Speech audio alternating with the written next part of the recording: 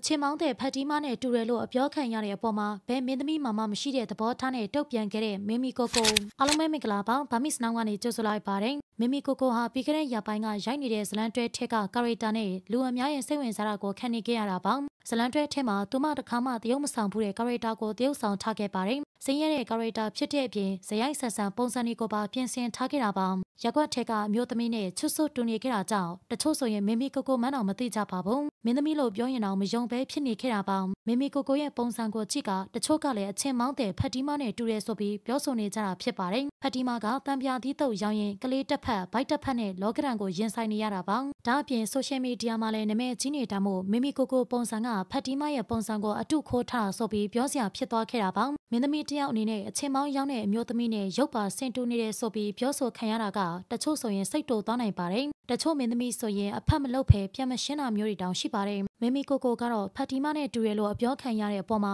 သူကိုယ်တိုင်ကလည်းလက်ခံပါတယ်မင်းမီကိုကိုအောင်ဇလန်ကာရီတာအရာအရန်ကြီးစင်းရဲအောင်လှုပ်ထားတဲ့အပြင်ဘာပြင်ဆင်တာမျိုးမှမရှိပဲဖယိုဖယဲဖြစ်အောင်ပြင်ဆင်ထားခဲ့ရတာပါဒါပေမဲ့အခုလိုတူတယ်လို့ပြောခံရတဲ့အပေါ်မှာဖက်တီးမကိုပြန်အားနာနေတာပါအကြောင်းရင်းကတော့ဇလန်ထဲမှာပြင်ဆင်ထားတဲ့ကာရီတာကဖယိုဖယဲဖြစ်မှရမှာပါဒါအပြင်ကျန်းတန်းကရိုင်းဆိုင်တဲ့ကာရီတာမျိုးဖြစ်တာကြောင့်စိုးတဲ့ပုံစံဖြစ်အောင်ပြောင်းလဲထားပါတယ်ဒါကြောင့်မို့တူတယ်လို့ပြောခံရတဲ့မတ်ဖက်တီးမကိုတော့မီမီကိုကိုကပြန်တနာနေတာပါဖက်တီးမဟာသူမတရုပ်ဆောင်ရတဲ့ကာရီတာလောက်မစိုးတဲ့အပြင်အနေထိုင်တဲ့ရုပ်ရည်ကလည်းချောရဲဆိုပြီးပြန်ချီကျူးထားခဲ့ပါတယ်မီမီကိုကိုကအခုလိုတူတယ်လို့ပြောခံရတဲ့ပုံမှာကောင်းတဲ့အတွေ့အကြုံနဲ့သာတွေးပေးတဲ့အတွက်ဖက်တီးမကလည်းကျေးဇူးတင်နေပါတယ်ဒါအပြင်မီမီကိုကိုစီကစကားတွေအကြောင်းပျော်ရွှင်နေရတာပါမီမီကိုကိုဟာတစ်ဖက်သားပေါ်မှာလေးစားတဲ့စိတ်ဓာတ်ရှိသလိုစကားပြောရင်လည်းနိုင်ထက်စီးနေပြောဆိုတာမျိုးလုံးဝမရှိပါဘူးသူမပေါ်မှာတကွက်ကြော်ကပြောဆိုတာမျိုးဆိုရင်တော့တီးခံတဲ့တရားနဲ့သာဖြည့်ရှင်းတတ်တာပါဒါကြောင့်မို့လဲအနုပညာလောကမှာဖြစ်တဲ့ပွဲတွေမှာပတ်သက်တဲ့သူတယောက်ဖြစ်ပေမဲ့လည်းပွဲစုတဲ့ထဲဝဲမပါပဲလို့အောင်ပြောဆိုတတ်က